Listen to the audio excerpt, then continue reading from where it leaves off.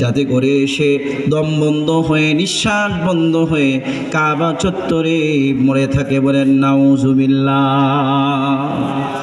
এই কথা শুনে আল্লাহর একজন দুশমন দাঁড়িয়ে গেল। এক বর্ণনা এসেছে আখনাস দাঁড়িয়ে গেছে, দাঁড়িয়ে এসে দৌড় দিল, দৌড় দিয়ে গিয়ে উটের নারী বুড়িগুলো নিয়ে আসলো। আল্লাহর নবী যখন সাজদায় গেলেন তখন উটের নারী বুড়িগুলো তার শরীরের উপর দিয়ে দিল। দিয়ে দেওয়ার পরে একজন মুরগির বাচ্চা বিভিন্ন প্রাণীর মাথার উপর, মাথাটা যখন কোথাও আটকে যায় দেখবেন পাগুলো যেমন এইরকম ভাবে নড়াচড়া করতে থাকে, আল্লাহর নবীর পাগুলো এইভাবে নড়াচড়া করছিল।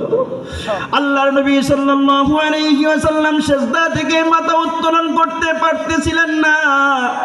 এক সাহাবী দৌড়ে গেলেন, কারণ কাফেররা ছিল শক্তিশালী, জালেমরা শক্তিশালী হয়, মাজলুম দুর্বল ব্যক্তিরা তাদেরকে কিছু বলে না। সাহাবায়ে কেরাম মাজলুম ছিলেন, তারা যখন দেখলেন আল্লাহর নবীকে কষ্ট দিচ্ছে, সাহাবীর হৃদয়টা একদম খান খান হয়ে গেল, কিন্তু তিনি কিছু বলতে পারলেন না। দৌড়ে গেলেন ফাতেমা রাদিয়াল্লাহু তাআলা আনহাকে বললেন, ইয়া ফাতেমা, হে ফাতেমা, দৌড়ে যাও, গিয়ে দেখো কাবা চত্বরে তোমার বাবার উপর কাফের মুশরিকরা জুলুম নির্যাতন চালাচ্ছে। তোমার বাবা সিজদায় চলে গেছে, সিজদায় যাওয়ার পরে তোমার বাবার মাথার উপর উটের নারী বুড়ো দিয়ে তাকে ডেকে দিয়েছে। বলেন নাউজুবিল্লাহ। ফাতেমা রাদিয়াল্লাহু তাআলা আনহা আসলেন, আসার পরে উটের নারী বুড়িগুলো যখন সরাইলেন, আল্লাহর নবীর চেহারাটা যখন দেখলেন, ফাতেমা রাদিয়াল্লাহু তাআলা আনহা বাবার এই রক্তাক্ত বাবার গোটা চেহারাটা যখন লাল হয়ে গেছে, দেখার সাথে সাথেই ফাতেমা রাদিয়াল্লাহু তাআলা আনহা কান্নায় ভেঙে পড়লেন।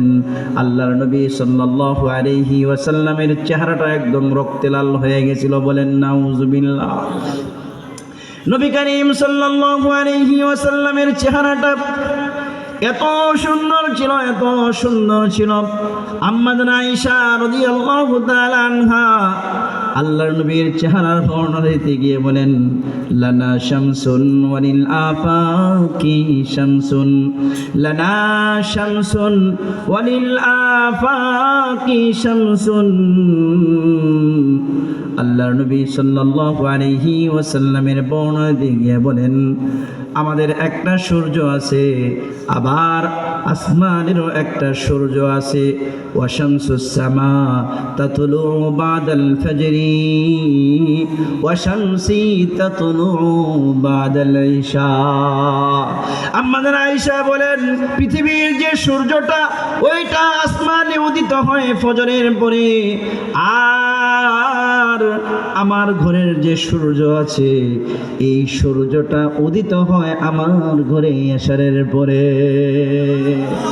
আমাদের আয়েশা বলেন, আমার হাত থেকে একদিন সুই পড়ে গেছে, ঘরের মধ্যে বাতি জ্বালানোর মতো এক ফোঁটা তেল পর্যন্ত ছিল না। এই সুইটাকে খোঁজার জন্য আমি অপেক্ষা করতেছিলাম, আমার হাবিব, আমার স্বামী কখন আমার ঘরে আসবে, তার চেহারার নূর দিয়ে যখন গোড়া ঘরটা আলোকিত হবে তখন আমি এই সুইটাকে খুঁজে নিব। আম্মা জান আয়েশা বলেন, আল্লাহর নবী আমার ঘরে আসলেন, আসার পরে রসুলের চেহারান্বিত রসুলের নূর দ্বারা আমি আল্লাহ রব্বুল আলামিনের দেওয়া এই নূর দিয়ে আমি আমার সুইটাকে খুঁজে পেয়েছি। বলেন সুবহানাল্লাহ। আল্লাহর নবী সাল্লাল্লাহু আলাইহি ওয়াসাল্লাম ফাতেমাকে জিজ্ঞাসা করলেন, মা ইউবকিকি ইয়া ফাতেমা, হে ফাতেমা তুমি কান্না করছো কেন? ফাতেমা রাদিয়াল্লাহু তাআলা আনহা বললেন, ও আল্লাহর নবী, ও আমার বাবা, আপনার চেহারাটা রক্তাক্ত হয়ে গেছে, জামার মধ্যে দেখা যায় গোবর পড়ে গেছে, আপনার অবস্থা তো দেখা যায় খুব খারাপ, কাফেররা মনে হয় আপনাকে প্রহার করেছে, মারেছে। আল্লাহর নবী আমার ফাতেমাকে বললেন, হে ফাতেমা, কান্না বন্ধ করো, কান্না করো না। আল্লাহ পাক আমাকে এমন এক ধর্ম, এমন এক দিন দিয়েছেন, এমন এক ধর্ম দিয়ে আমাকে প্রেরণ করেছেন।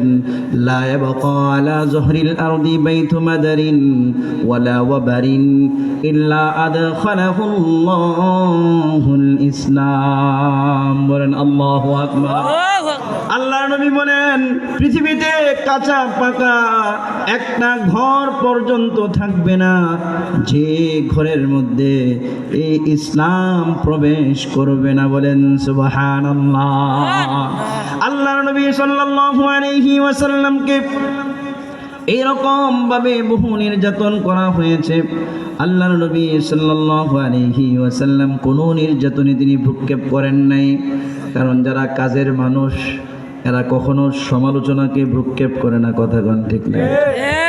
যারা কাজের মানুষ এরা শুধু কাজ করে যায়, আর যারা আকামের মানুষ এরা শুধু শুনে কে তার সমালোচনা করছে আর কে তার সমালোচনা করছে না। কথা কোন ঠিক না বেটি? আল্লাহর নবী সাল্লাল্লাহু আলাইহি ওয়াসাল্লাম দাওয়াতের কাজ করতেছিলেন। দাওয়াতের কাজ গোটা মক্কার মধ্যে শেষ হয়ে গেছে। মক্কার মধ্যে আসান্বিত যে সমস্ত ব্যক্তি ছিল এদের অধিকাংশই ইসলাম গ্রহণ করে নাই। আল্লাহর নবী চেয়েছিলেন তার চাচা আবু তালেব ইসলাম গ্রহণ করুক, কিন্তু আবু তালেব ইসলাম গ্রহণ করলেন না। কারণ আল্লাহ রব্বুল আলামিন জানিয়ে দিলেন, ইন্নাকা লা তাহদি মান আহবাবতা ওয়ালাকিন্নাল্লাহা ইয়াহদি মান ইয়াশা। বলেন আল্লাহু আকবার। আল্লাহ রাব্বুল আলামিন জানিয়ে দিলেন, নবী আপনি যাকে মন চায় আপনি তাকে হেদায়েত দিতে পারবেন না। হেদায়েতের একমাত্র মালিক হচ্ছেন কে? আল্লাহ। আর একটু জোরে বলেন আল্লাহ। পিছন থেকে বলতেছেন না কে? আল্লাহ। হেদায়েতের মালিক কি কোনো নবী? না। হেদায়েতের মালিক কি কোনো ওলি? না। হেদায়েতের মালিক কি সাহাব? না। হেদায়েতের মালিক না, সাহাব কয়। হেদায়েতের মালিক হচ্ছেন নবীগণ। বলেন নাউজুবিল্লাহ। পৃথিবীর মধ্যে সবচেয়ে বিভ্রান্ত, সবচেয়ে বড় রয়ের এজেন্ট এবং সবচেয়ে বড় ফিতনাবাজ, মুসলমানদের মধ্যে বিবাদ এবং ফিতনার সৃষ্টিকারী সবচেয়ে বড় হচ্ছে মাওলানা, কথাকথিত মাওলানা সাদ। কথা কোন ঠিক না বেঠি? সব বাবার সন্তান কি সবাই ভালো হয় না কিছু কুলাঙ্গারও হয়? কথা হয় না? রাগ করতেছেন? শেষ করে দিব? তাহলে কথা বলতেছেন না যে বাবার সন্তান সমস্ত সন্তানকে কি একরকম হয় না কিছু কুলাঙ্গারও হয়? এজন্যই তো কয় তুই এরকম কেমনে হইলি, তোর বাপটা না কত ভালো ছিল। কথা কোন ঠিক না বেঠি? বলে কি বলে না? আল্লাহু আকবার। ইলিয়াস রহমতুল্লাহ আলাইহি আমাদের দেওবন্দের সন্তান, উপমহাদেশের বিখ্যাত ওলি, উপমহাদেশের বিখ্যাত আলেম ইলিয়াস রহমতুল্লাহ আলাইহি তার সন্তান এইরকমভাবে এনামুল হক সাহেব রহমতুল্লাহ আলাইহি এইরকমভাবে তার বংশে আসা মাওলানা সাদকে বাতিলরা এই যে মোদি এবং ইসকন এবং অন্যান্য বাতিল র যে আছে এই রয়েরা এবং মোসাদ, আপনার বিশ্বের সবচেয়ে বড় গোয়েন্দা বিভাগ যেটা, এটা হচ্ছে মোসাদ, ইহুদি খ্রিস্টানদের গোয়েন্দা বিভাগ। এই মোসাদের এরা এই ব্যক্তিকে কিনে ফেলেছে। বলেন নাউজুবিল্লাহ। আজ থেকে 10 বছর আগে সবাই বুক ফুলিয়ে সুন্দরভাবে বলেছে বিশ্বের মধ্যে যদি কোনো দল থাকে ইসলামী দল সেটা হচ্ছে তার দাওয়াতের তাবলীগ। কথা কোন ঠিক না বেঠিক? কোনো ফিতনা নাই। ছিল কোনো ফিতনা? কথা কয় না। কোনো ফিতনা ছিল? কোনো ধরনের মতনৈক্য ছিল? মারামারি ছিল? হানাহানি ছিল? কাটাকাটি ছিল না। কিন্তু আমাদের বাংলাদেশের গত ফ্যাসিস্টের আমলে এই ব্যক্তিকে আপনার মোদিজি এবং এবং মুসাদেরারা কিনে গোটা বিশ্বের মুসলমানদেরকে খণ্ড বিখণ্ড করে দেওয়ার জন্য এই মাওলানা সাদকে তারা নিযুক্ত করেছে, বলেন নাউজুবিল্লাহ। যদি বলেন মাওলানা হক, আমি বলবো আপনার কথা 1 মিনিটের জন্য মেনে নিলাম, 1 মিনিটের জন্য কি মেনে নিলাম। আমি এখানে বক্তা কি বক্তা না? বলেন কি আপনারা শ্রোতা কি শ্রোতা না? এখন যদি শ্রোতাদের মধ্যে আপনার এইখানে যদি 500 শ্রোতা থাকে, 450 যদি বলে ফারাবিকে আমরা চাই না, তারপরে যদি আমি বসে থাকি, আমার চেয়ে বড় ফেতনাবাজার কেউ আছে? কথা বলেন, আমার চেয়ে বড় ফেতনাবাজার কেউ আছে? তো মাওলানা সাদকে নিয়ে এত কিছু হচ্ছে, সে কি দেখছে না? কথা বলেন না, সে দেখছে, সে নেতৃত্ব দিয়েছে। আজকে সে যদি তার আমিরত্ব ছেড়ে দেয়, গোটা মুসলমানদের মধ্যে আর কোনোদিন ইখতিলাফ থাকবে না। কথা কোন ঠিক না বেটি? তারপরেও সে ছাড়বে না, কারণ তাকে ছাড়তে দিবে না, কারণ সে তো বিক্রি হয়ে গেছে। ওকে এবং মুসাদ যেভাবে পরিচালিত করছে, তার পালিত এই সমস্ত পাঁচাটা এই আতাতিগুলো সেভাবেই পরিচালিত হচ্ছে। কথা কোন ঠিক না বেটি? সেভাবে পরিচালিত হয়ে আপনারা দেখেছেন গত 2 দিন আগে ইস্তেমার ময়দানে এরা হামলা করে 4 জন নিরহ ঘুমন্ত ব্যক্তিকে শহীদ করে দিয়েছে, বলেন নাউজুবিল্লাহ। আল্লাহর কসম করে বলি, আল্লাহর কসম করে বলি, আল্লাহর কসম করে বলি, যে ব্যক্তির হাতে আমার মুসলিম ভাইয়ের রক্তে রঞ্জিত হয়েছে যে ব্যক্তির হাত, ওই ব্যক্তি আর যাই হোক দাওয়াতের তাবলীগের কোনো মুবাল্লিগ হতে পারে না। ওই ব্যক্তিরা সন্ত্রাস আর ডাকাত ছাড়া আর কিছুই হতে পারে না। কথা কোন ঠিক না বেটি? যারা আমাদের ভাইদেরকে শহীদ করেছে, আজকে গোটা এলাকায় গোটা বাংলাদেশের প্রতিবাদ হয়েছে। আমরাও আমাদের মিম্বারগুলোতে আজকে প্রতিবাদ করেছি। টঙ্গীতে প্রতিবাদ সভা হয়েছে, অলরেডি 2 জনকে আপনার আটক করা হয়েছে, গ্রেফতার করা হয়েছে। এদেরকে রিমান্ডে নিয়ে এই দাওয়াতের তাবলীগের এই ফাটলের পিছনে কারা কারা হাত আছে, এদেরকে খুঁজে বের করে সমস্তগুলোকে উপযুক্ত শাস্তি দিয়ে এই বাংলার জমিনে দাওয়াতের তাবলীগকে সঠিক মানহাজে উলামায়ে কেরাম যেভাবে পরিচালিত করছেন সেভাবে পরিচালিত হোক। এটা সবাই আমরা চাই কি চাই না? কথা কোন ঠিক না বেঠিক? আমরা চাই কি চাই না? আমরা সবাই এটা চাই। আমরা কোনো ফিতনাবাজকে দেখতে চাই না। কথা কোন ঠিক না বেঠিক? বাংলাদেশের 98% আলেম একদিকে, আর তুমি সলিমউদ্দিন করিমউদ্দিন, তুমি হচ্ছ ব্যবসায়ী, ডাক্তার, ইঞ্জিনিয়ার, তুমি চলে গেছো অন্যদিকে। কথা কোন ঠিক না বেঠিক?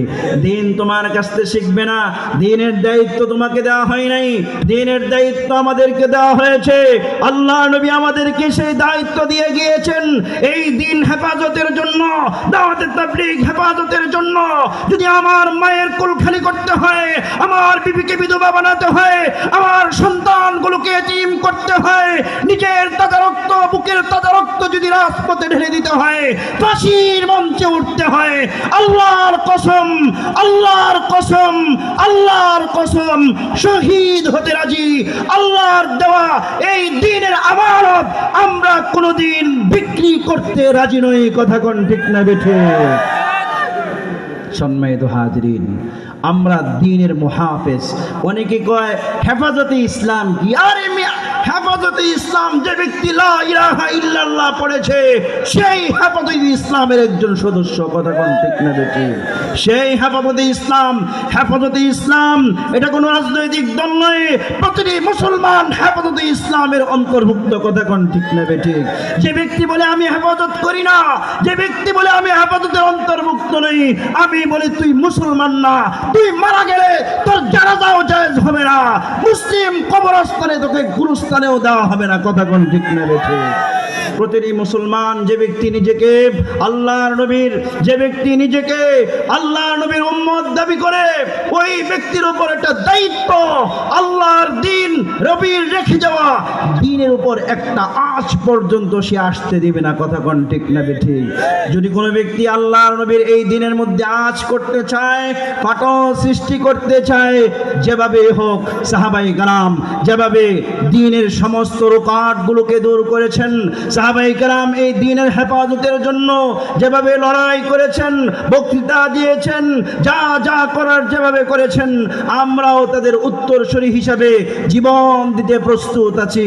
তারপরেও দিনের বিন্দু পরিমাণ ক্ষতি হতে দিব না। কথা কোন ঠিক না বেটে? লিল্লাহে তাকবীর। সম্মানিত হাজিরিন, আল্লাহর নবী সাল্লাল্লাহু আলাইহি ওয়াসাল্লাম দিনের বহু কষ্ট, তিনি কষ্ট ক্লেশ সব কিছুই করেছেন। নবী করিম সাল্লাল্লাহু আলাইহি ওয়াসাল্লাম মক্কার মানুষদেরকে দাওয়াত দিলেন 10টা বছর। কয় বছর? 10 বছর। কোনো কাম নেই। তাকে জেলে নিয়ে যায়, বিভিন্নভাবে আক্রমণ করে নবী করিম সাল্লাল্লাহু আলাইহি ওয়াসাল্লামকে বিভিন্নভাবে তার প্রতিশোধ গ্রহণ করা শুরু করেছে। আল্লাহর নবী এবং দেখলেন যে আর মক্কায় থাকা সম্ভব নয়। এই জন্য তিনি ভাবলেন, মক্কার প্রতিটি ঘরে ঘরে তো আমি দাওয়াত দিয়েছি, সুতরাং প্রতিটি ঘরে ঘরে দাওয়াত দিয়েছি, মক্কার বাহিরে দাওয়াত নিয়ে যাই। কোথায় নিয়ে যাব? কই যেখানে আমার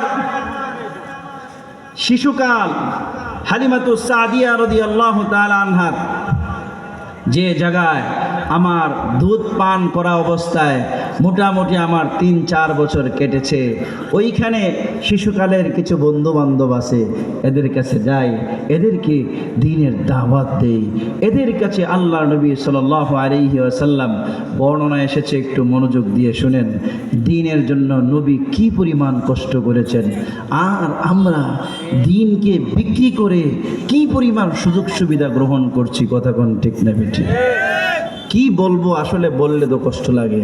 আমার মতো কিছু দাড়িওয়ালা হুজুরও আছে যারা দিন বিক্রির উস্তাদ। এই যে এতাতিগুলোর সাথে যে আলেমডি আছে, হ্যাঁ, এই আলেমগুলো সবগুলোই হচ্ছে বিকৃত আলেম। কথা কোন ঠিক না বেঠে? বিভিন্ন এলাকায় বিভিন্ন মার্কাজ দেখবেন এতাতি আলেম আছে, এরা বিক্রি হয়ে গেছে, এদেরকে মামু দিয়ে টাকা দিয়ে কিনে ফেলেছে। কথা কোন ঠিক না বেঠে?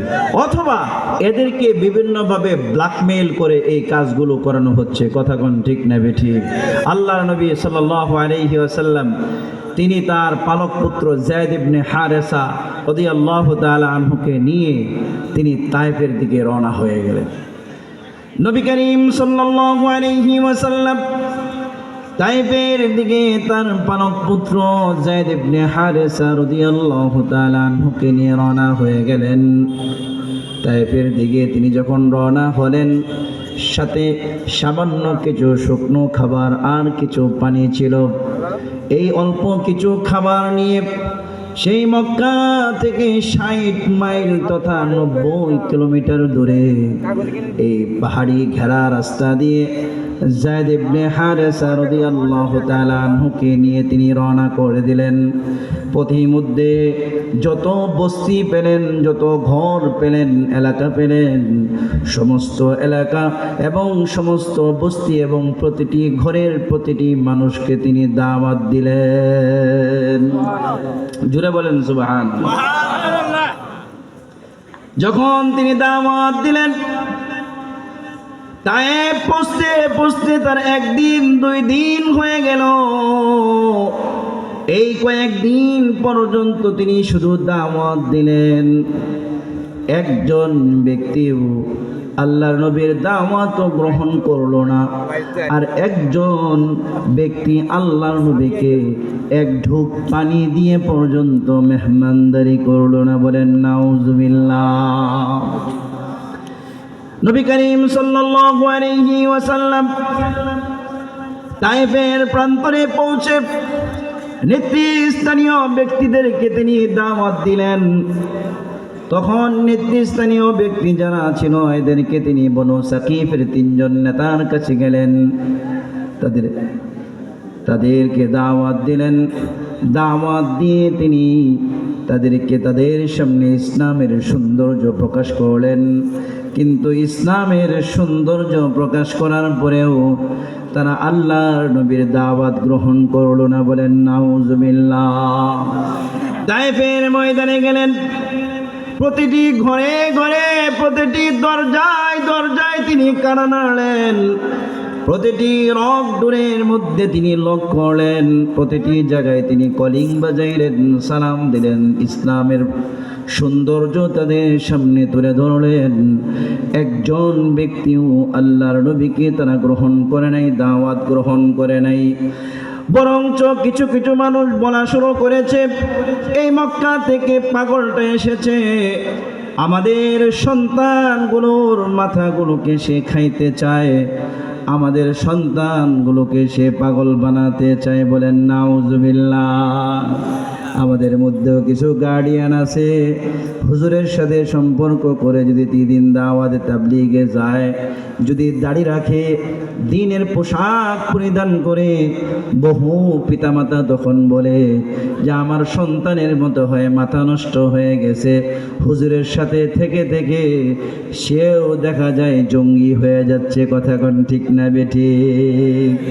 আল্লাহর নবী সাল্লাল্লাহু আলাইহি ওয়াসাল্লাম সর্বশ্রেষ্ঠ নবী, সর্বশেষ নবী, আখিরি নবী জনাবে মুহাম্মদুর রাসূলুল্লাহ সাল্লাল্লাহু আলাইহি ওয়াসাল্লাম সমস্ত মানুষকে তিনি দাওয়াত দিলেন।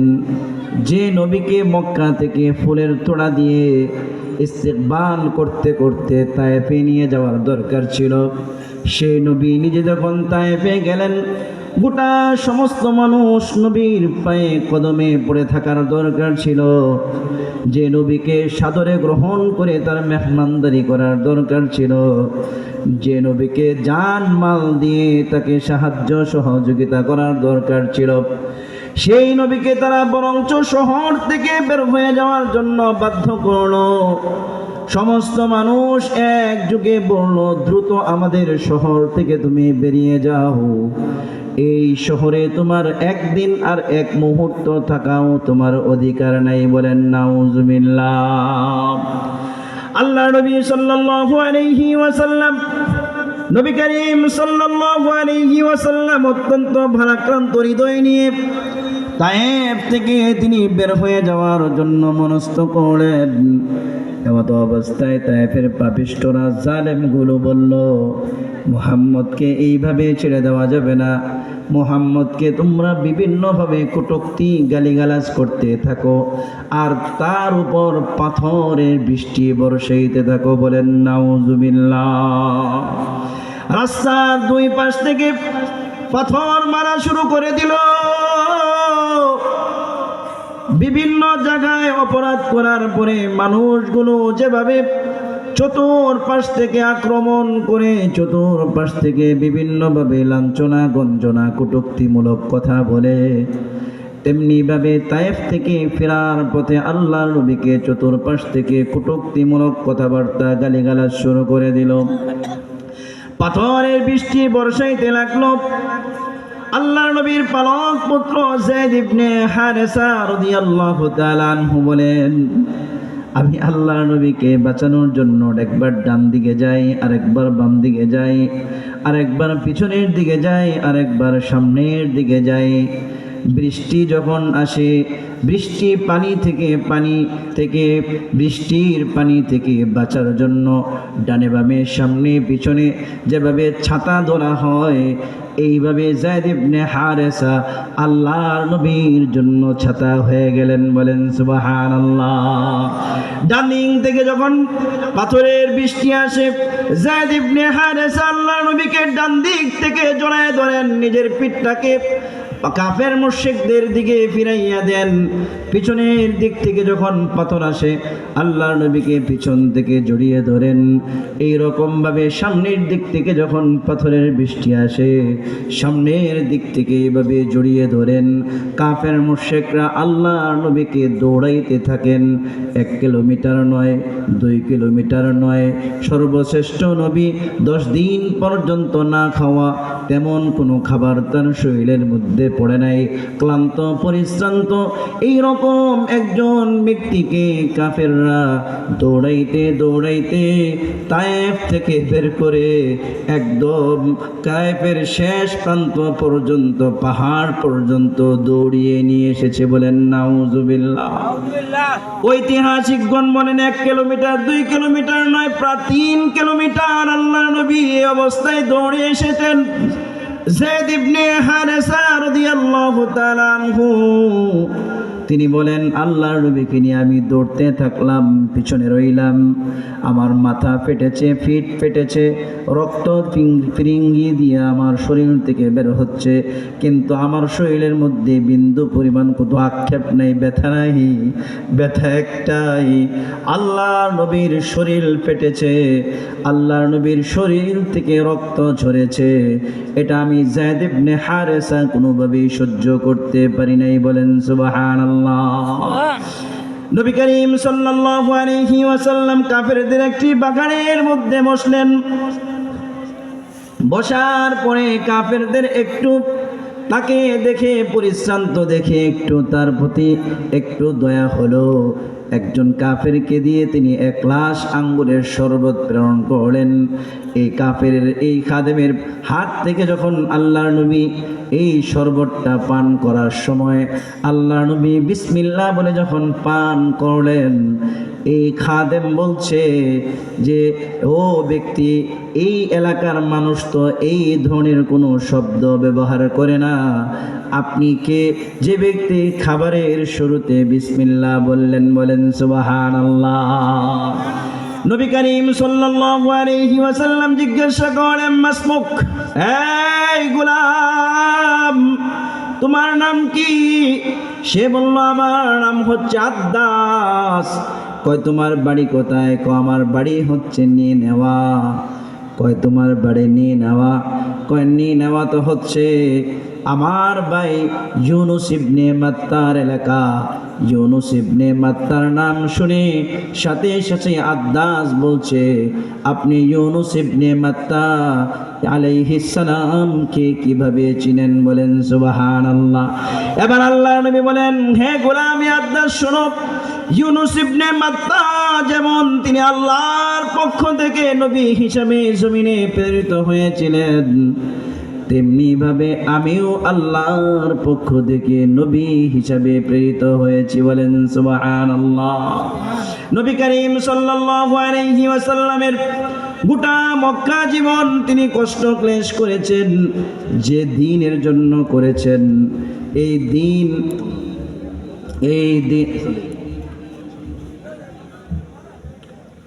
যে দ্বীনের জন্য তিনি এত কষ্ট ক্লেশ করেছেন, এই দ্বীনের প্রতিষ্ঠা এবং এই দ্বীন রক্ষা কে কে করতে চাই? দুটি হাত তুলে দেখায়। লিল্লাহি তাকবীর, লিল্লাহি তাকবীর। আল কোরআনের আলো সংসদে জ্বালো। কোথায়? সংসদে জ্বালো। ঘরে জ্বললে লাভ নাই, ঘরে জ্বললে কি নাই? লাভ নাই। সংসদে যখন জ্বলবে, প্রতিটি ঘরে ঘরেও জ্বলবে। কথা কোন ঠিক না বেঠিক? হাত নামান। এই দিন আল্লাহর নবী সাল্লাল্লাহু আলাইহি ওয়াসাল্লাম দিন হেফাজতের জন্য রক্ত ঝরিয়েছেন, সম্পদ দিয়েছেন।